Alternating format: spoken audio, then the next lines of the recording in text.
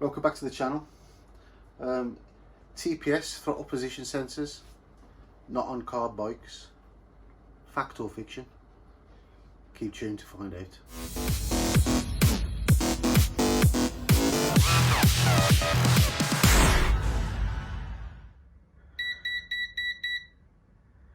Right then, straightforward answer is yes, they do. Especially the Gsxr does, the carburetted bike, and you need to make sure that it's set correctly. If you're getting that from about 2,000-3,000 revs, that spluttering, hesitation, you know, you've got to give it a handful before you can pull away. I can guarantee you that's what it is. And for you to take the readings, don't take the readings from here. Take the readings from your plug at the back. It's much easier. And what you'll see, if you look at the back of it, there's a red wire, which is that one there, and the black one is the one in the middle at the bottom. It's quite hard to see, like from this sort of angle. But anyway, the red one is closed throttle, so that's what you get your first reading from. So that's this one. Your black one's the bottom one there, and then your blue one is this one here. That's your wide open throttle. If you keep with the video, I'll explain a little bit better. So bear that in mind. The middle one at the top is the red. The middle one at the bottom is the black. The middle one on the side there, sorry, the one on the far left hand side there is your blue. So let me just go to a piece of paper. I'll tell you what I'll do as well next. I'll just show you like a little clip out of the manual, which tells you what you have to do at closed throttle. You need to take a reading, and it needs to be between, I think off the top of my head, it's 3.5 kilo ohms. You see, instead of me guessing, let me just get to the page and show you.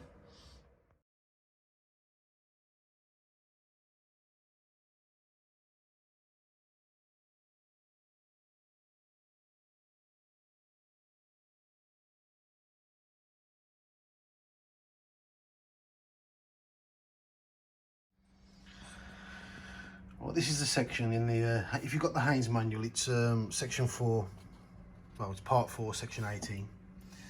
And this tells you how to read it. And it does need to be within a certain parameters, but it doesn't seem to be saying that here. But it needs to be 76, when it's closed, at open throttle, it needs to be 76% of what it is at closed. And it's kind of like a little chart here. So like if it's closed and it was 5 kilo ohms at 5, you know, shut, it needs to be 3.8 when you open it wide. And you measure between, if you can see on this picture here, see how it says meter 1, you measure between the one that's far on the left with the one that's far on the right. That's at closed throttle. And then when you open the throttle, you test it with the one that's far on the right with the one in the middle. It says like meter 2.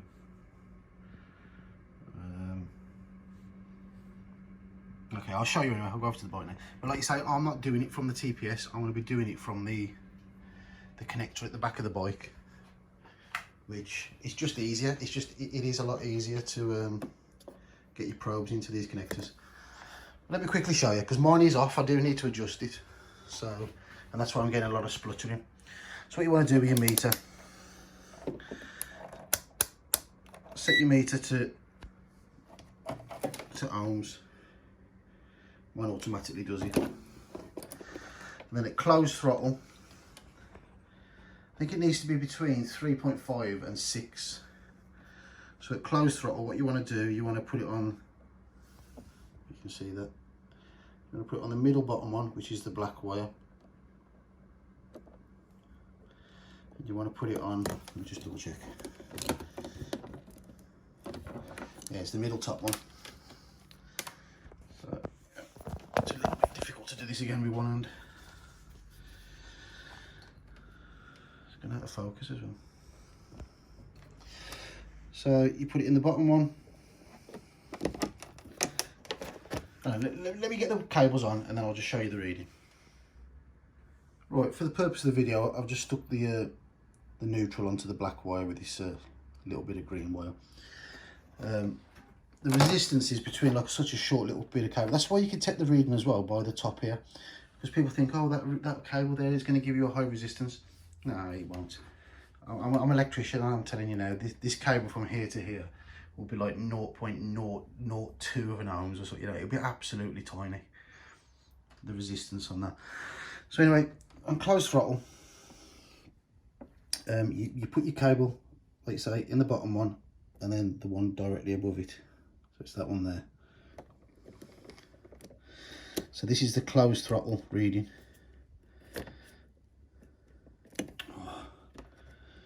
Like you say, when you've got your both hands to do this, it'll be absolutely a piece of cake, because I'm trying to hold the camera at the same time.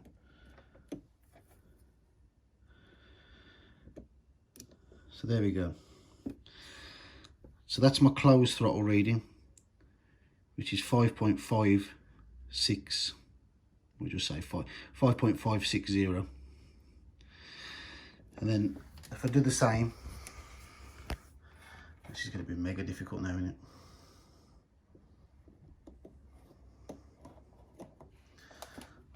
One second.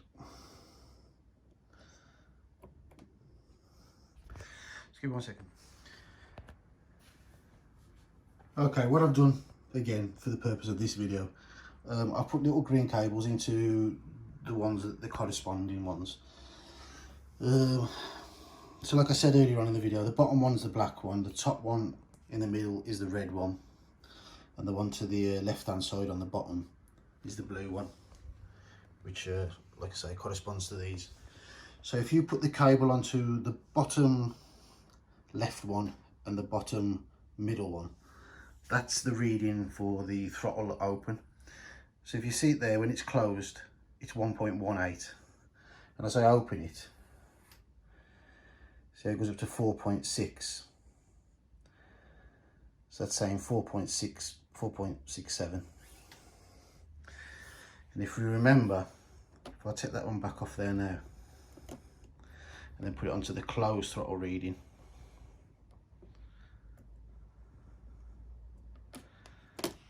so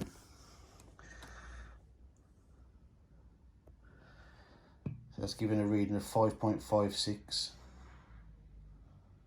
at closed throttle. So it's 5.56 at closed, and let me just open the throttle back up again. So it's 5.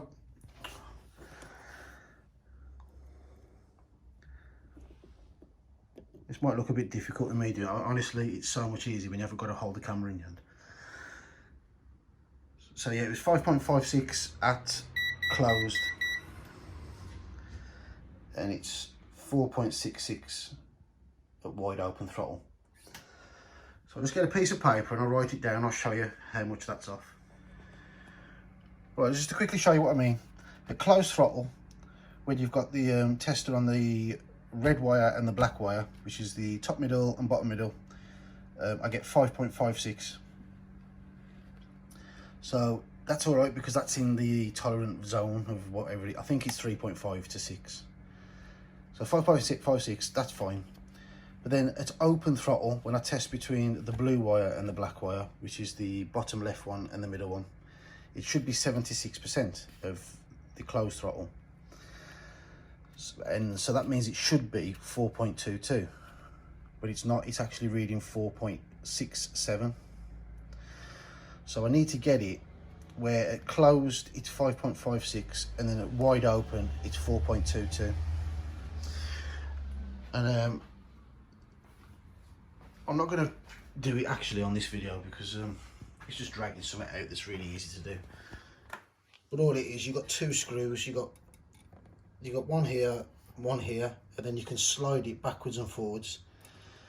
and I can see that's right on the limit of like this way, so I need to undo these and then turn it that way slightly. Then you keep adjusting it, keep taking your readings, and then keep doing it until you get that to, well, until I do anyway, until I get to that to 4.22.